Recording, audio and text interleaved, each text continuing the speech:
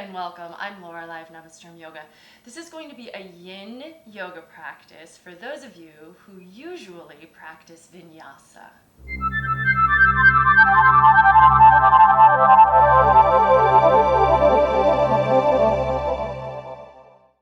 So we're going to start today seated in Sukasana. So just come to a simple, easy position, stacking your shoulders over your hips, let your head float up on top of the neck.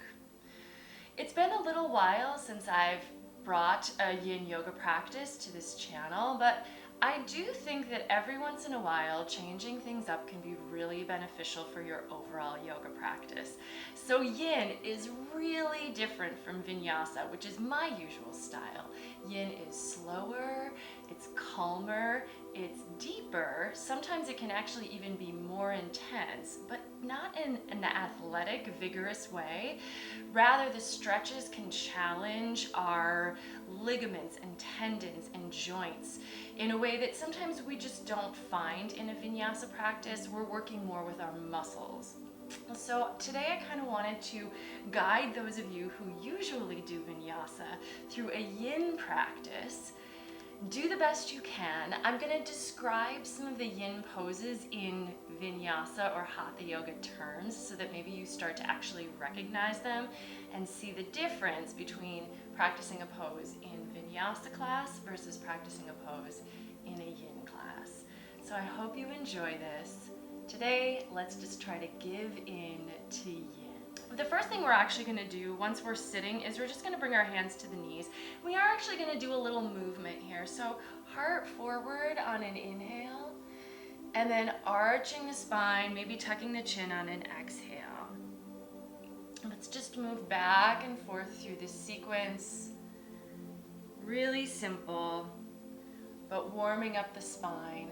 And you can also start to incorporate your ujjayi breath here.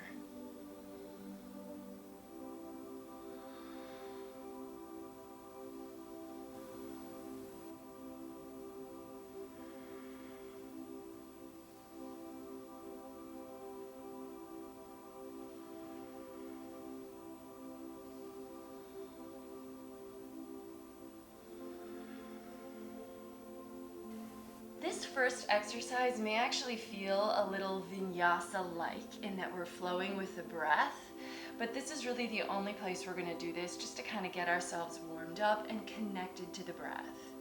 The premise of yin is much more stillness, so we're going to be holding poses for 2 up to 4 minutes long each, and just breathing.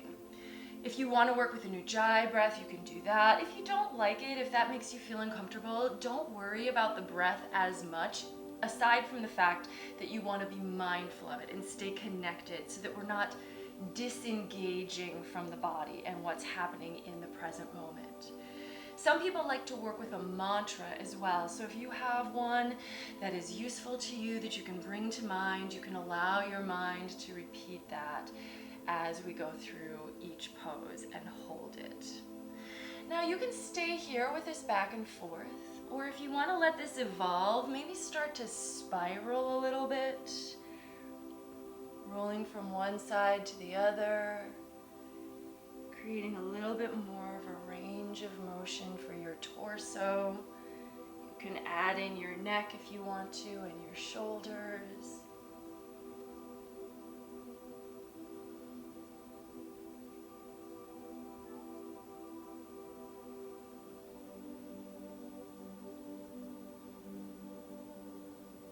And then at some point, just turn it around, change your directionality.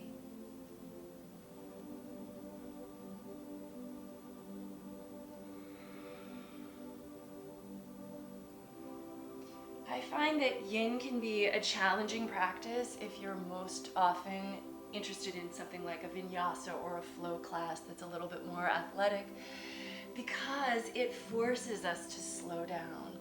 But hopefully there's something to get out of embracing that challenge of going a little bit slower and not feeling ambitious in your practice, but really trying to give in and let go. So let's look forward to the opportunity of that here. You don't have to do much. You just want to be through this practice. All right, so now we're gonna move to the ground for Supine Butterfly, which is basically the same as Supta Baddha Konasana in a regular yoga class. So just come to your back, feet together, knees go wide, and then you can just let yourself relax here. If you want to bring the hands by the sides with the palms up, that's fine. I sometimes like to lift my chest just a little bit to get those shoulder blades flat on the ground. It's a little more relaxing for the upper body. And I know some people also like to work one hand on the belly, one hand on the heart. If that suits you, feel free to do that.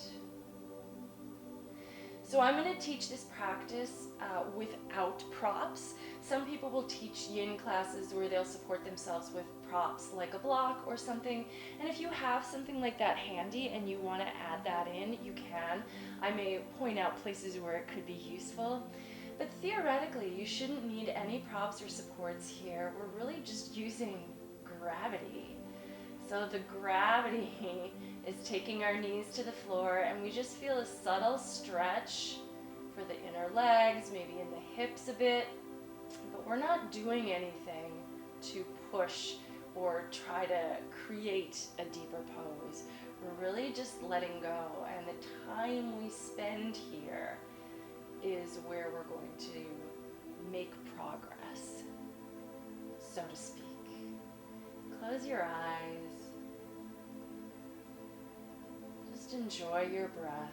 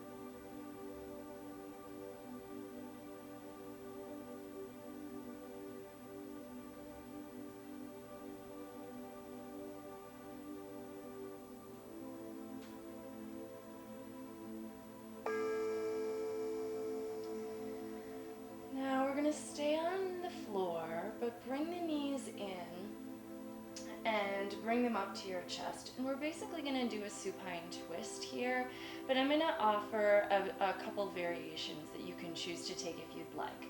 So the first thing is we're just going to let the knees drop over to the left. And then the variation would be to extend your right leg out if you can, and maybe reach your left hand for the outer foot. The knee doesn't need to be completely straight, but it's just extending, and you can kind of, engage a little bit that way, but try to let your foot rest on the floor if you've done that. The second possibility would be a little bit of like a cat catching its tail. So you're actually going to pull your bottom leg back towards your hip. So your heel is coming by your hip, and see if you can reach down with your right hand and grab your left foot, which is your bottom leg. If you start to get like little cramping in your hamstrings, or if it doesn't suit you, just stay with the supine twist. But in any case, whether you've got your feet or not, your knees are, the low body is twisting to the left, and then your head turns to the right so that your right shoulder is dropping down. And then just hold and breathe.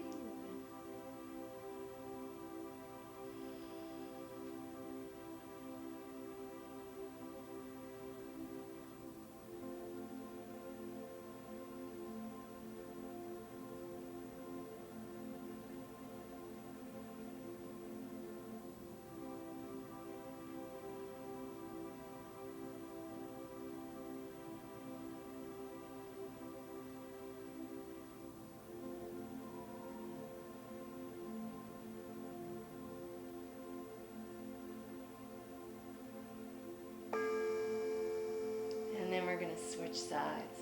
So if you've got the feet, let them go. Bring the knees back through center, and we'll switch. So now the knees are going to drop over to the right. Keep them kind of tucked up by your body. If you want to, take your right hand to that left foot and maybe extend it out somewhat. Maybe it's going to stay bent to some degree. And then the final option would be to pull your right heel towards your hip and see if you can reach down and grab hold of that with the left hand. But then make sure to turn your head to the left to really encourage the twist in the spine.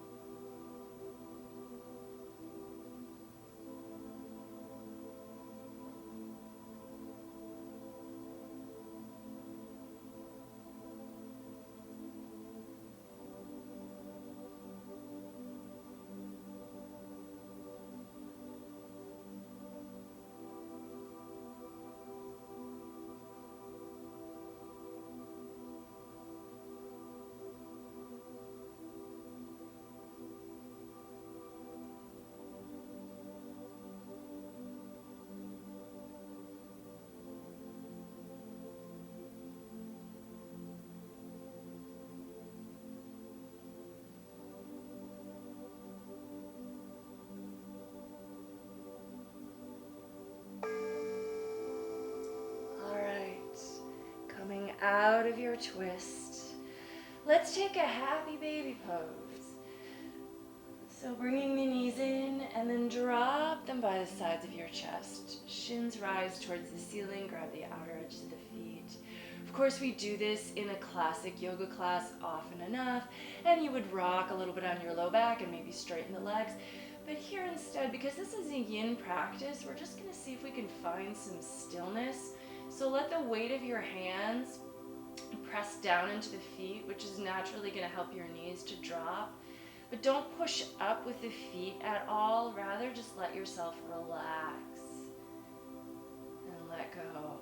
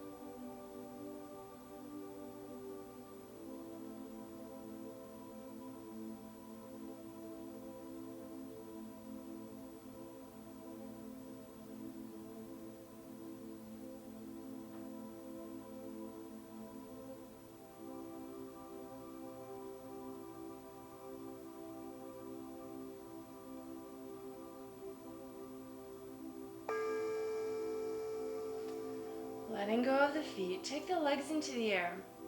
We're going to come to Snail Pose, but the equivalent of this in a classic yoga class would be Halasana or Plow Pose.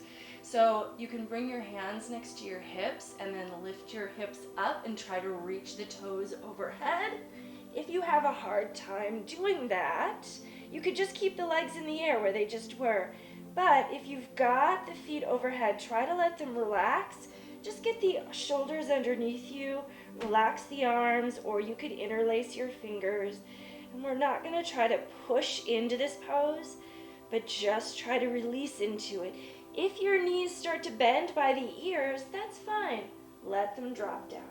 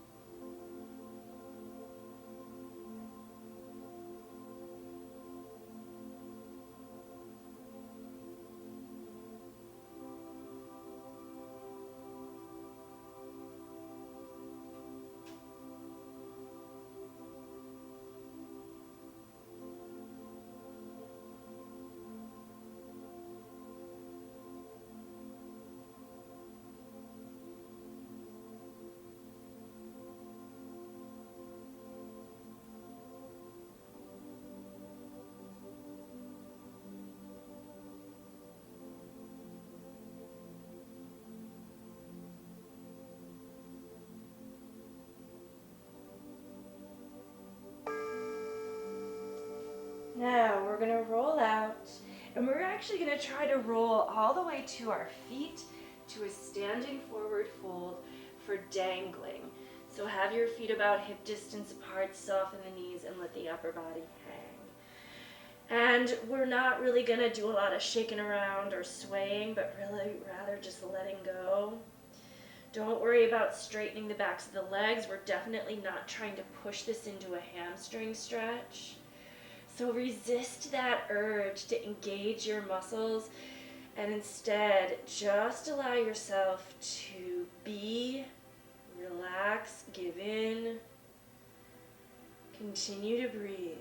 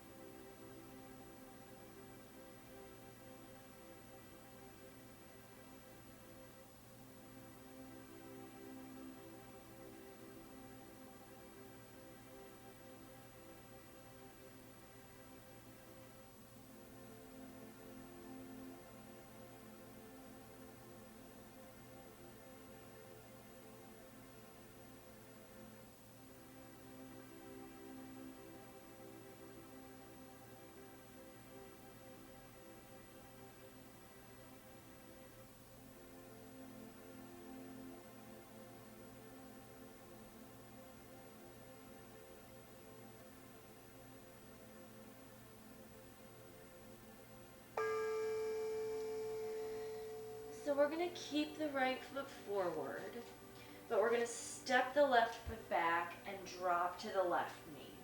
So this is much like a low lunge, but this pose is called dragon, and actually what we want to do is take that right foot out a little wider, creating enough space inside the knee that we can drop our entire upper body down toward the floor. Ideally, we want the knee to remain more or less over the ankle so that we aren't compromising our knee joint by having it ahead of the toes or wobbling out to the side. But you can start to allow yourself to descend, maybe coming to forearms. This would be a place where if you can't get your forearms to the ground, you could put a block under your forearms. Some people will be able to just put one forearm and then the other hand might have to be on the floor, and that's okay. But this is going to be a long hold. So you might find that even if you can't get your forearms flat at first, in time, as you start to sink a little deeper and your right hip starts to open up to this pose, maybe those forearms will naturally come to the floor. So don't push or force, but our aim here is really to just allow the depth to occur to us, like it's happening to us. We're giving in to the yin aspect of this pose by really trying to find stillness and then allowing the depth to happen as we let go further and further. Definitely feel free to relax your neck and let your head hang down here. And some of you may even find that eventually your head just touches the floor and you can rest some weight on it, and that's fine if you do.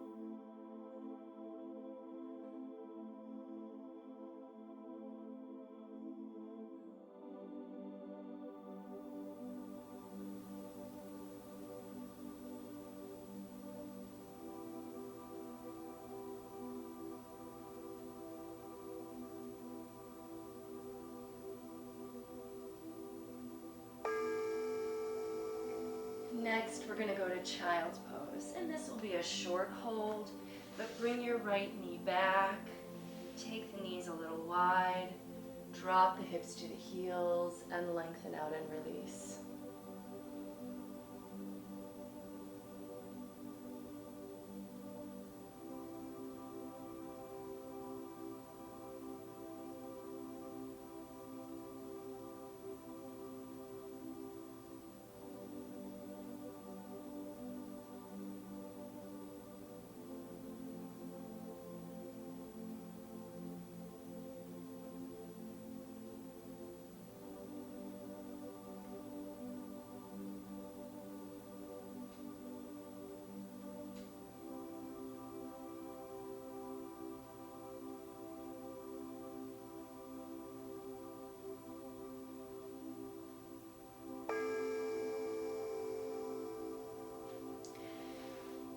step, we're going to switch sides. So the left foot is going to step forward.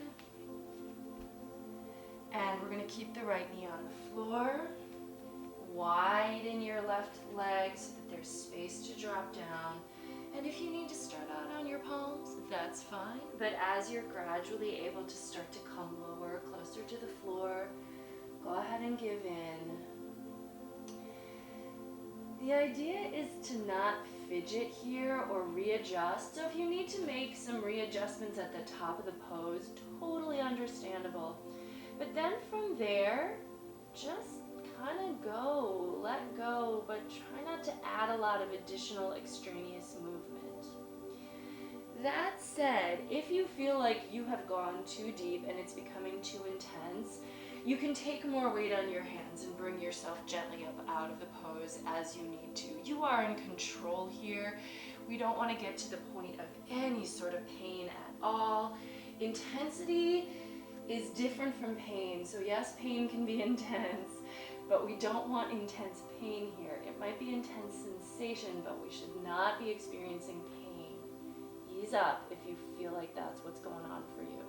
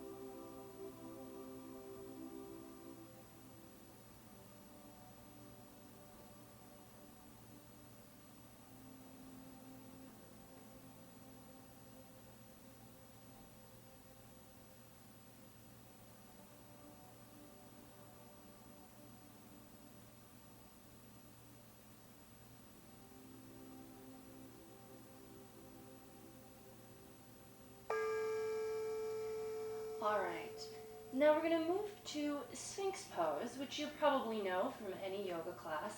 Let's walk the left leg back and then bring your hips to the floor so you're on your belly. Support yourself with the forearms.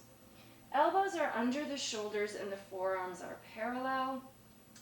Now, often in Sphinx Pose, in a more active or vigorous class, we would push down and lift up and traction the forearms back to try to get the heart forward. Here we're going to keep it a little more, let's say, saggy in the upper body. So just see if you can kind of drop your heart down between your shoulders. And then from this pose, if you want to go deeper, you can go into a variation which is just Seal Pose is what it's called. So you'll spread your fingers and then just kind of using the traction of your hands against the mat or the floor, start to straighten your arms. But you're still sagging your heart down between your shoulders. keeping the legs really relaxed. And then again, as you want to go deeper, you can start to walk the hands in a little closer. You're basically propping yourself up on these extended arms, but we're probably never going to get the hands all the way back to like where they would be in something like a cobra pose. Continue to let the heart sway or sag down. And then if you want to, you can also just drop your head. So normally we'd keep the head up and align the neck with the spine, but you can relax the neck and just let the weight of the head drop down. Breathing here.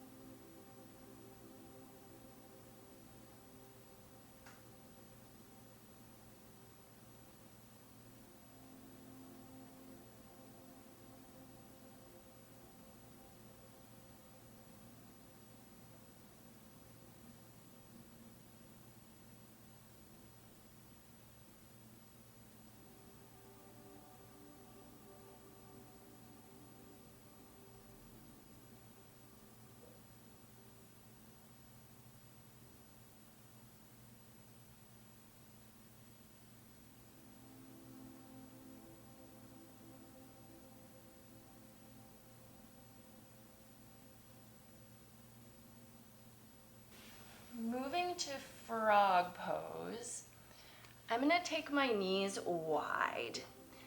This is somewhat similar to a child's pose in that we kind of want to drop the hips back, but the feet are wide. The feet are as wide as the knees.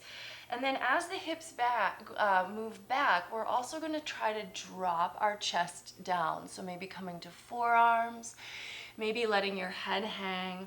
Some people will walk all the way out onto their bellies, and if you can get your belly down, that's fine. But I encourage you not to walk the hips forward of the knees. Rather, the hips are sinking back. And if you want to widen your knees to get yourself closer to the floor, go ahead and do that. This one can be pretty intense for those like hip flexors and those inner hip muscles. Just as always, breathe and let go.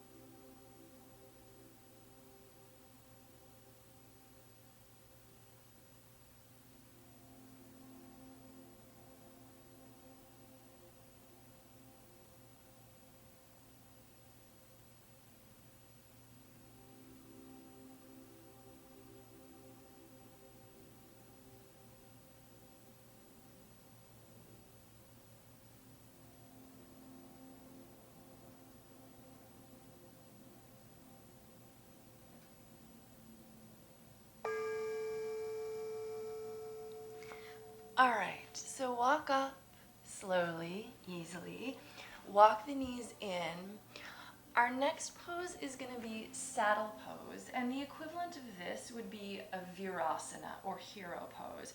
So you can sit on your feet if you want to, or preferably widen your feet just enough so that you can sit between your heels. Now the depth of this pose is just going to depend on your body and where you want to go. So first of all, if it's hard to get the hips to the floor, you could be sitting on a block and that would be just fine. And maybe being upright and just sitting still here is enough. You're going to get some stretch for the ankles and shins and the knees. If you want to start to lower back, you can start to walk the hands back. And this is going to be easiest if you're sitting on the floor, but you can do this on a block as well. Forearms to the floor, and then maybe let the head fall back so the heart kind of puffs up a little bit. And then finally, if you want to go all the way back, this is really only recommended if you are hips completely flat on the floor. You can certainly do that just by lowering your shoulders down. Again, this is passive, so, there's not much that you could really do here because everything is on the ground, but you really just want to try to let go.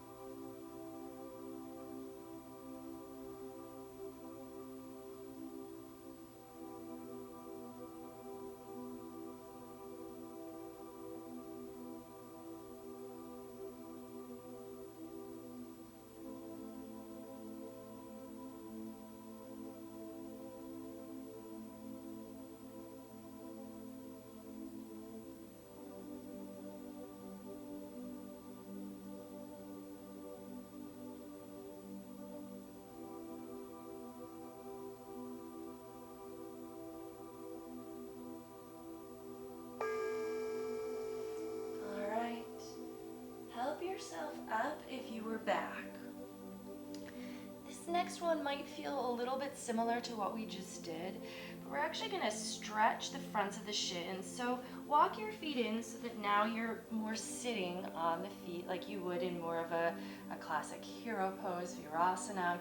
And then let's bring the hands behind. But now this time what we're just going to do is we're going to lean our weight back to our hands and start to lean, let the knees float up. You might be able to come to your forearms, but you can just keep the weight on your palms if you want to. But the knees are lifting off the ground and we're stretching the fronts of the feet, maybe the shins.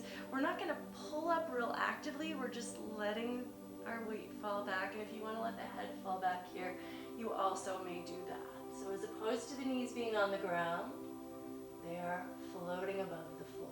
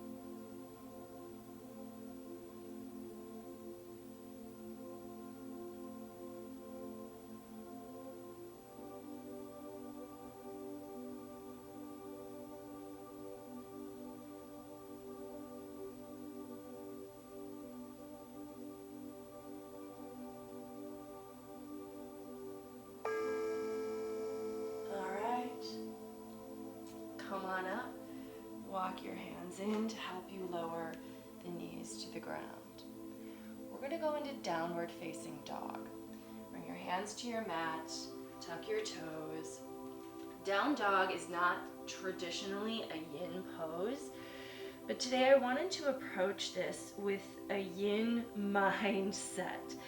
So the idea is the hands are really just relying on the stickiness of the mat, and you're letting the hands move forward and down, the hips move up. The legs extend as much as they can, but if you want to keep the knees really bent, that's absolutely fine. The heels might be completely lifted. And instead of kind of like bopping around, we're just going to hold, and this is going to be a relatively long hold in downward facing dog. So as you're here, we're asking the alignment of the pose to support us, and then we're trying to soften and relax into it in places where we can. So relax the neck.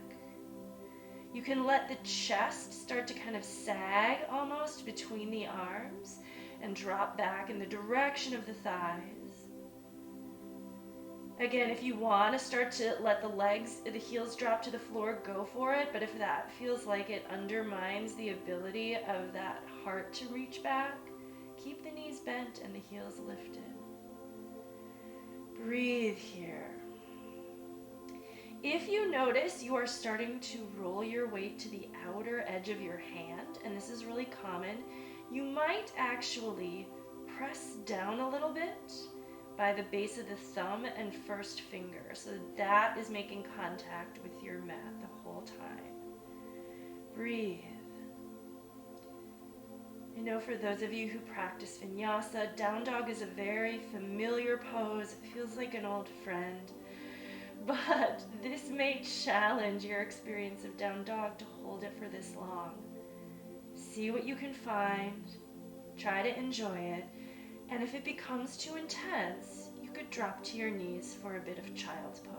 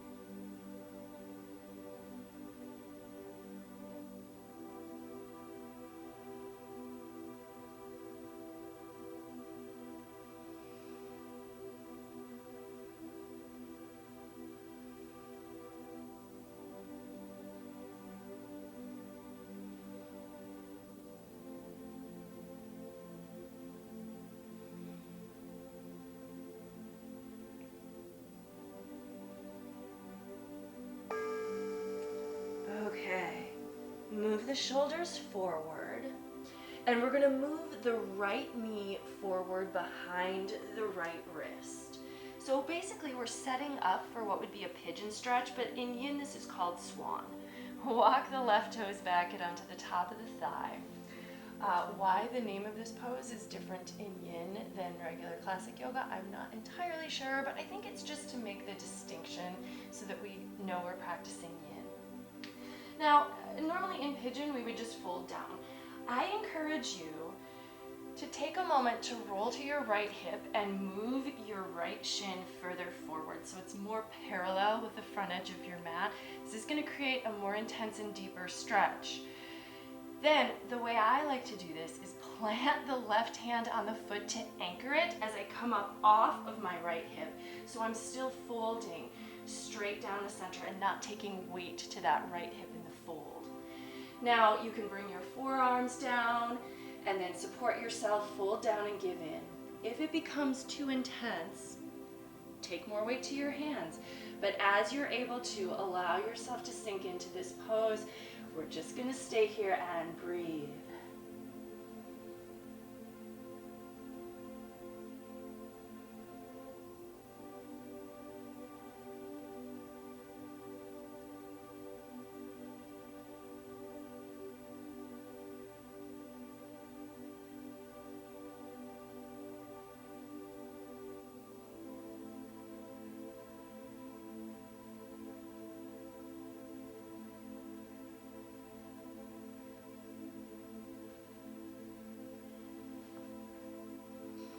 Out of your way if you feel like you can go deeper. So if you need to walk those arms ahead of you and drop your head to the floor, allow yourself to do so.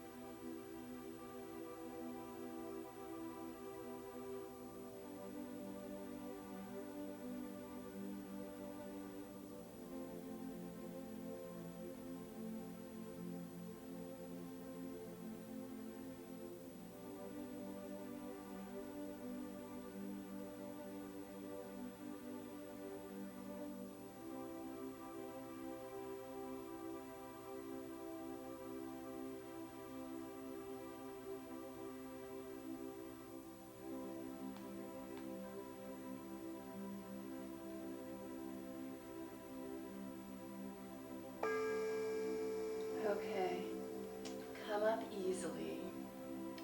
We're going to rock fully to our right hip, slide the left knee in so it's right out from the left hip, and then we're just going to take a simple twist here. This is like a deer pose. So left hand to the right knee and just gently turn over your right shoulder. Notice if you tend to hike your left hip up, and instead see if you can just relax it down as you spin your torso.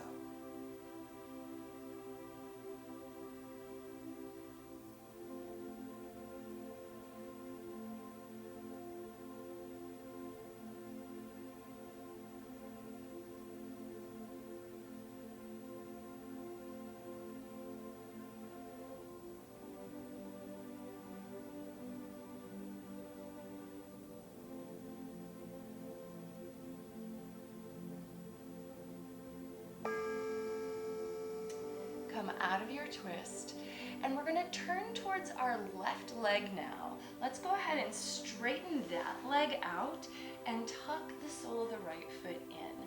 So this is going to be a lot like what you would know as Shavasana, but it's called half butterfly in Yin Yoga. So if we were doing Shavasana, we might flex the foot and engage the quad and then really activate our leg to try to stretch the muscle underneath. But in Yin, instead what we're going to do is we're just going to completely relax that left leg and allow the upper body to drop down. If you can reach your foot, that's fine, but I would encourage you not to pull back on the foot to try to pull yourself deeper. Rather, just let your hands rest wherever they naturally and comfortably rest and allow gravity to do all the work for you. Let go. This may feel a little boring or passive or like I could go further if I worked for it. And that's maybe the challenge of the practice, is to not do what you feel inclined to do. But truly, the more you let go, the more you're going to get out of the pose. You kind of just have to trust the practice and give each pose the time for the depth to occur.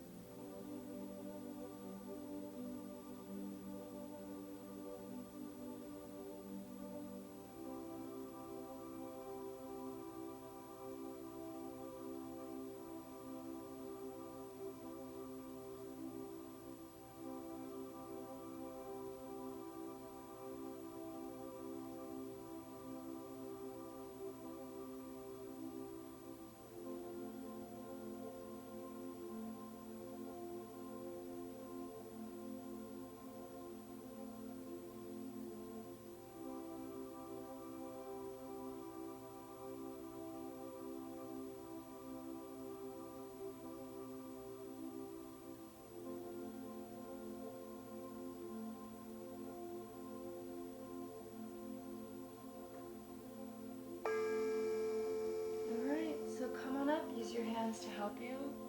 We're going to take both legs out. So this is like Upavishta Konasana. We're really just in a straddle. But as earlier, we're not going to flex the feet or engage the quads or anything like that. We're just going to try to relax the legs and fold down. So let the hands come to the mat. Lean in. Let go. Breathe. Hopefully by now there's just a sense of ease that maybe you found in your mind, in your body, in your breath.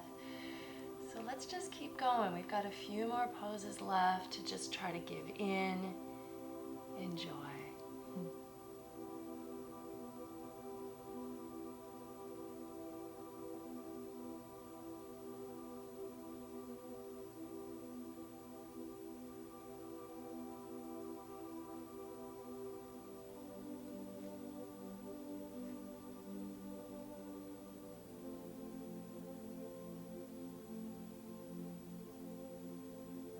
Notice how you're feeling. Notice any physical sensations in your body, but also notice your energy. Notice your mood, perhaps.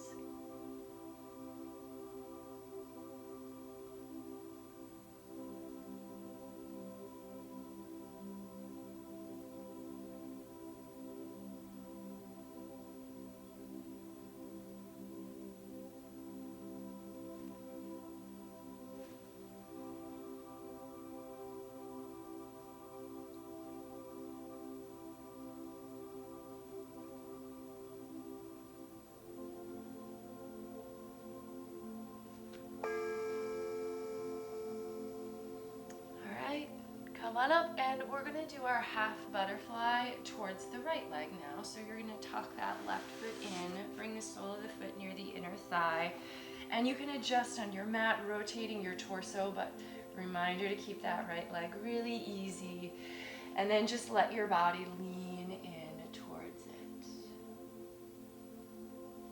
Notice if one side feels different than the other side. Plenty of time to pay attention.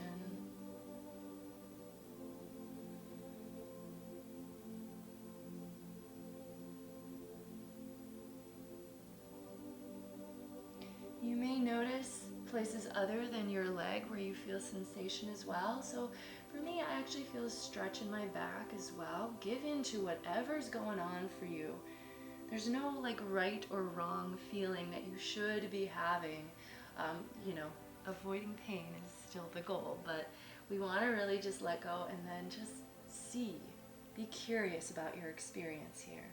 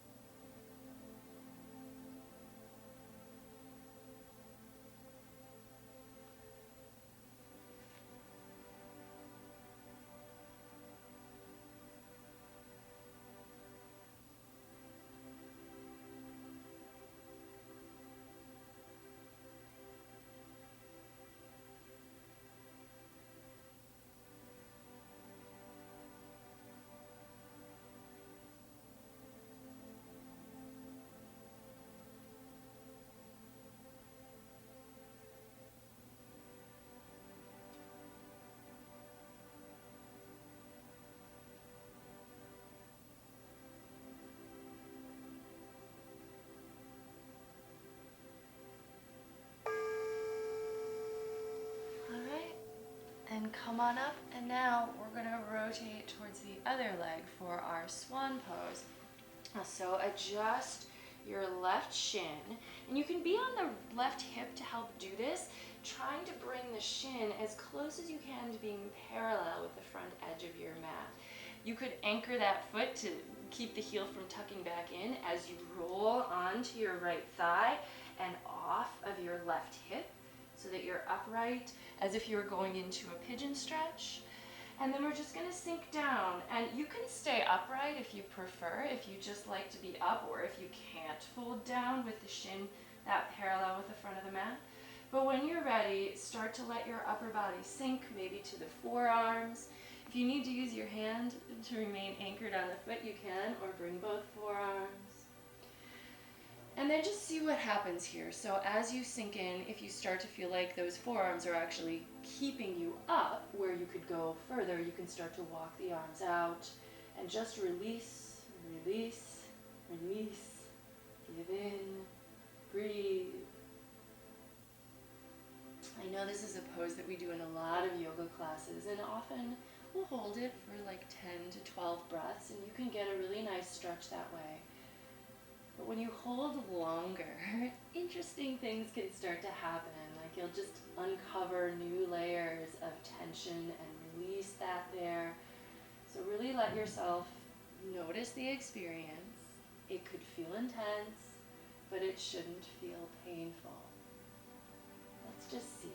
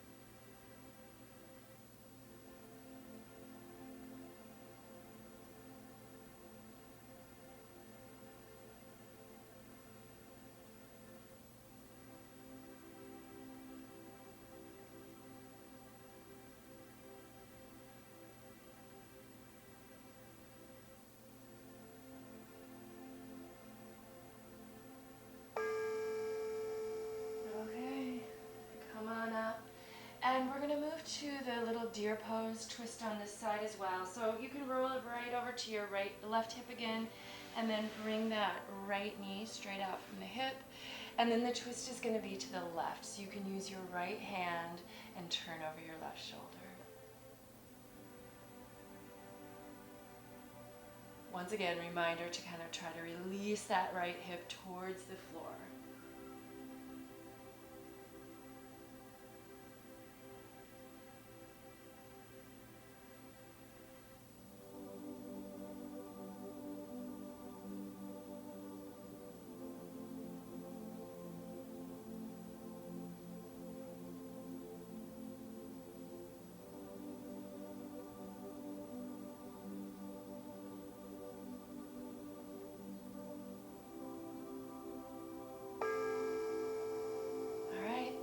Out of your twist.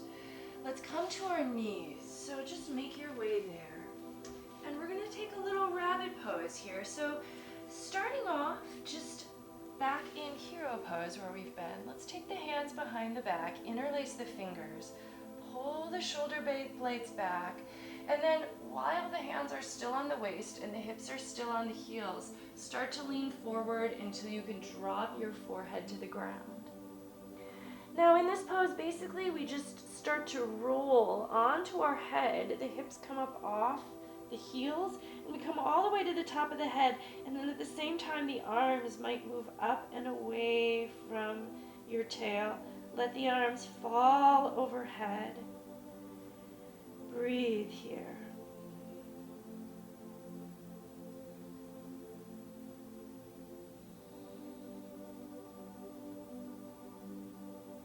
And this is going to be our last pose.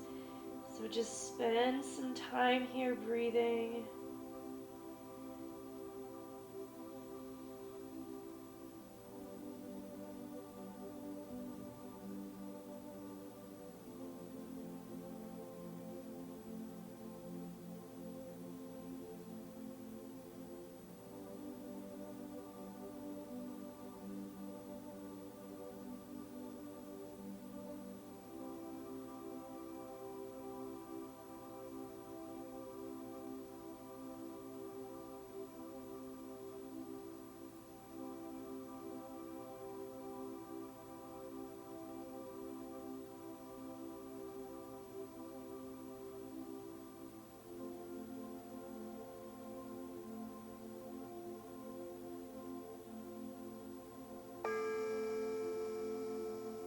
And then bring your heels back down as you roll onto your forehead.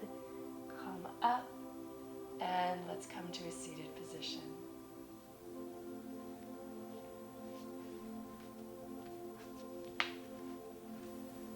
coming back to a seat to finish up our practice. I do encourage you, if you have the time, to take a bit of time in Shavasana. It may seem like all we've been doing is finding stillness and relaxing, but Shavasana really is going to allow you to completely release, and you might be in a really great space to let go now. So come to your back and give yourself a few minutes there. I hope you've enjoyed this practice. Please let me know if you did by giving the video a thumbs up. If you have any questions or comments, you can leave those for me as well. And we're just going to bring palms together in front of the heart and seal our practice with a simple bow forward.